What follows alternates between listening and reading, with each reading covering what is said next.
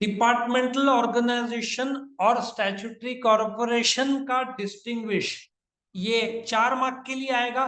बेटा 9 पॉइंट मत लिखना, 10 पॉइंट लिखना, क्योंकि 10 पॉइंट साइकोलॉजिकली बड़ा दिखता है। मैं इसमें जोड़ देता हूं एग्जाम्पल।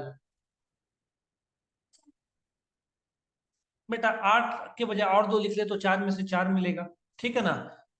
समझ में आ रहा है? थोड़ा सा बड़ा सोचो। सर मैं 15 पॉइंट लिखूंगी, ठीक है? नहीं, फिलहाल 10 पॉइंट ही काफी है। अब ये डिपार्टमेंटल ऑर्गेनाइजेशन क्या होता है और स्टैट्यूटरी कॉर्पोरेशन क्या होता है, कभी भी बेटा डिस्टिंग्विश में पहला पॉइंट किससे शुरू करने का? मीनिंग से। आखिरी पॉइंट क्या रखने का? एग्जाम्पल। इससे आपके आंसर को ताकत मिलता है। अच्छा, मीनिंग समझाने के लिए मैं आपको एक सिंपल सा ये बताता हूं ना। यहां पे आप देखोगे, मैं आपको ना पूरा गवर्नमेंट का ये बताता हूँ, मिनिस्ट्रीज, ठीक है? ये गवर्नमेंट के बहुत मेरे पास अच्छा एक पीडीएफ फाइल है, जिसमें गवर्नमेंट के देखो अलग अलग मिनिस्ट्री दिख रहे हैं। अपने देश के head prime minister Narendra Modi ji है, ठीक है ना? जो गवर्नमेंट चलता है, अलग अलग मिनिस्ट्री, उनके अंदर क्या होता है? अलग अलग क्या आता है? मिनिस्ट्रीज आते हैं। ये जो अलग अलग मिनिस्ट्रीज है, देखो, मिनिस्ट्री ऑफ कम्युनिकेशन के अंदर क्या है? Department of post. Do you agree? So departmental organisation क्या होता है? जो मिनिस्ट्री के अंदर ये जो डिपार्टमेंट है, इसको क्या बोलेंगे? Departmental organisation. लेकिन कभी कभार यह डिपार्टमेंट इतना बड़ा हो जाता है कि खुद एक मिनिस्ट्री बन जाता है। सर ये कैसे हुआ? मिनिस्ट्री ऑफ रेलवेज पता है?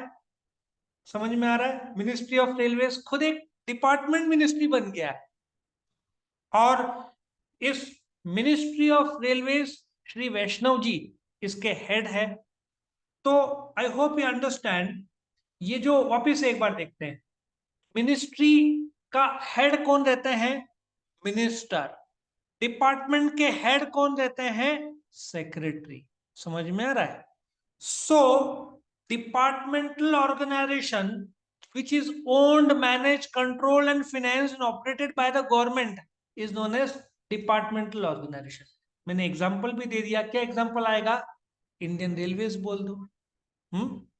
अब आते हैं हम स्टैट्यूटरी कॉर्पोरेशन। अच्छा, इसमें आप एक और नाम बोल सकते हो, एक और पॉइंट कौन सा बोलोगे मैं बता, वो आप जरूर लिख सकते हो। ऑल्सो कॉल्ड भी यहां पे मैं लिख देता हूं, ठीक है? ऑल्सो कॉल्ड एज, ये भी एक पॉइंट लिख देना, मैंने आपका एक बोनस बढ़ा दिया। डिपार्टमेंटल ऑर्गेनाइजेशन को डिपार्टमेंटल अंडरटेकिंग भी बोलते हैं, ये पॉइंट भी आप जोड़ सकते हो। Do you agree? ठीक है। और स्टैट्यूटरी कॉर्पोरेशन को पब्लिक कॉर्पोरेशन भी बोलते हैं, ये भी एक पॉइंट जोड़ देना, तो आपके आंसर को ताकत मिलेगा, ठीक है? तो स्टैट्यूटरी कॉर्पोरेशन क्या होता है? नो, जो ऑर्गेनाइजेशन पार्लियामेंट के थ्रू शुरू होता है, एग्जाम्पल एलआईसी। एलआईसी किसके थ्रू शुरू हुआ है? पार्लियामेंट के थ्रू। RBI, SBI, ICICI. जो पार्लियामेंट के थ्रू या स्टेट गवर्नमेंट का विधानसभा विधान परिषद के थ्रू जो ऑर्गेनाइजेशन शुरू होता है, उसको क्या बोलेंगे? Statutory corporation. अच्छा, इसमें एक और पॉइंट का डिफरेंस आ गया, इन्होंने शायद बताया ही नहीं है, मैं जोड़ देता हूं। स्टैट्यूटरी कॉर्पोरेशन जब शुरू होता है, इनका अपना अलग एक्ट रहता है। यहां पे देखो, एक और पॉइंट लिख दू, एक्ट, एलआईसी एक्ट 1956 से इनका अपना खुद का कायदा रहता है। डिपार्टमेंटल ऑर्गेनाइजेशन का नो एक्ट, कोई कायदा रहता नहीं है। एक्स्ट्रा पॉइंट समझ में आ गया? सर आप तो एक्स्ट्रा पॉइंट भरते जा रहे हो, भरते जा रहे हो, अभी देखो और कितने आते हैं। बट तुमको जो बेस्ट लगे पॉइंट वो लिखना। दूसरा, कैपिटल। सीधी बात है, डिपार्टमेंटल ऑर्गेनाइजेशन का कैपिटल कौन प्रोवाइड करता है? Government, annual budget. अब इसका एक लाइव एग्जांपल लेता हूं। अभी फेब्रुवरी आने वाला है, सर वापिस से वैलेंटाइन डे आने वाला है, बट वैलेंटाइन डे की बात नहीं हो रही है।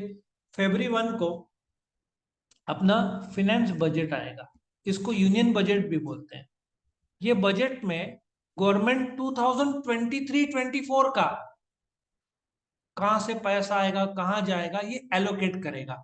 इस बजट में रेलवे बजट भी रहेगा, मतलब कि जो गवर्नमेंट का बजट रहेगा उसमें डिपार्टमेंटल ऑर्गेनाइजेशन जिसमें इंडियन रेलवेज कंपनी है उसका बजट भी गवर्नमेंट के बजट में शामिल होगा। लॉजिक समझ में आ रहा है?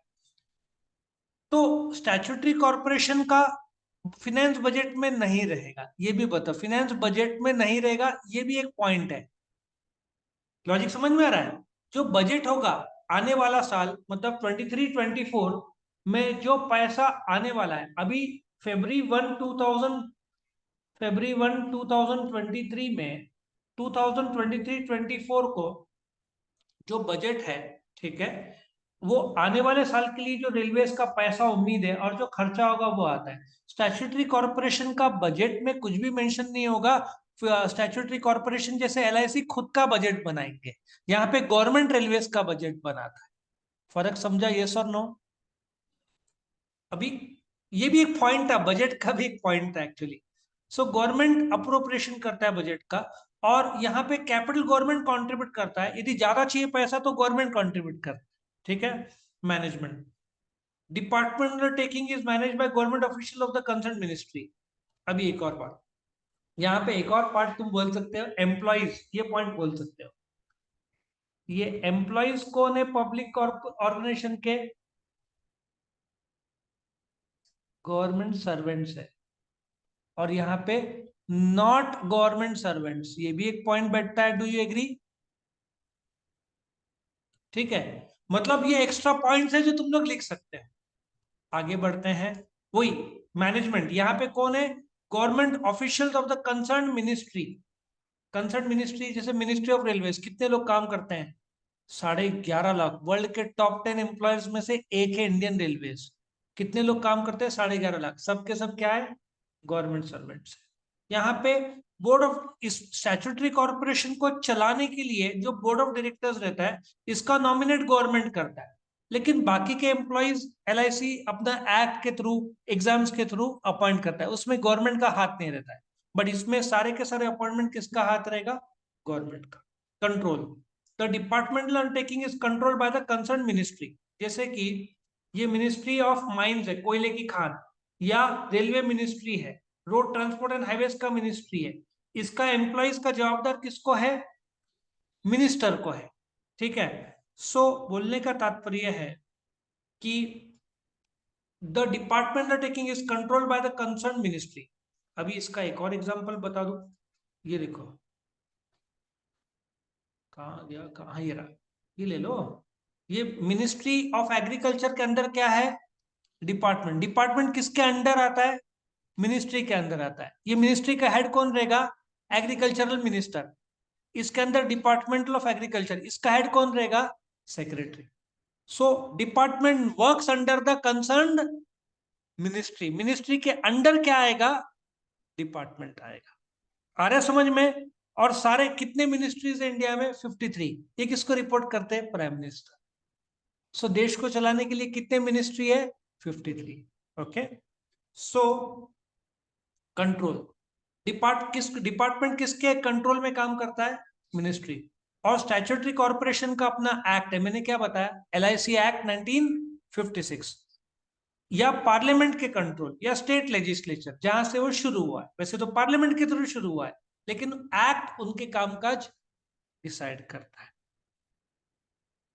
फिर autonomy, the department Indian railways को कोई भी आजादी नहीं है। क्यों? वो गवर्नमेंट का हिस्सा है, उनको कुछ भी फैसला लेना है गवर्नमेंट से पूछ के।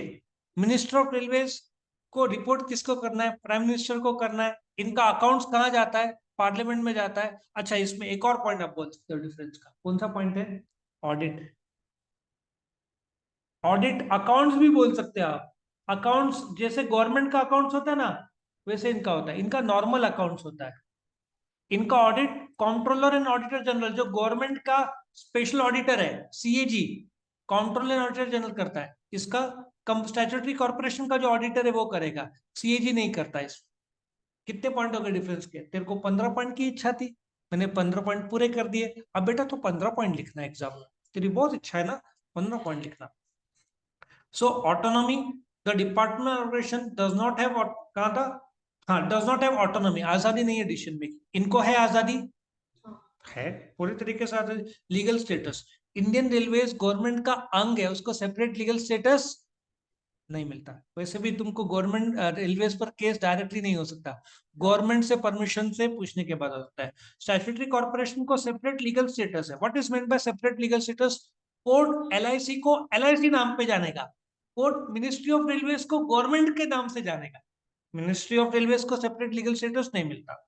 एस्टेब्लिशमेंट, द डिपार्टमेंटल अंडरटेकिंग कौन फॉर्म करता है? Concern ministry. तुम्हारे सामने लाइव केस ले लो, ये देखो, डिपार्टमेंट ऑफ एग्रीकल्चर किसने फॉर्म किया? Ministry of agriculture. बेटा जाग जाओ, ठीक है, सवेरे का टाइम है, ठंडी का टाइम है, बस थोड़ा सा बचा है, फिर आप आजाद हो जाओ। The statutory corporation is established by special act of parliament और विधानसभा Vidhan Parishad. Boring part, department taking public से बोरो कर सकता है? नहीं, क्योंकि गवर्नमेंट फंडिंग करता है। एलआईसी बोरो कर सकता है? Why not? Staff of government are government servants, वो तो ऑलरेडी बता दिया। और इसका रिक्रूटेड इंडिपेंडेंटली, सिर्फ स्टैट्यूटरी कॉर्पोरेशन के बोर्ड ऑफ डायरेक्टर्स को नॉमिनेट करता है गवर्नमेंट। डिपार्टमेंट ऑर्गेनाइजेशन के लोग ही गवर्नमेंट के गवर्नमेंट सर्वेंट्स है। और लास्ट एग्जांपल क्या आएगा, लास्ट पॉइंट क्या आएगा, एग्जांपल क्या डालोगे, क्या बोलोगे इधर? Indian railways. हाँ बोलो, कुछ क्वेश्चन है? फॉरेन,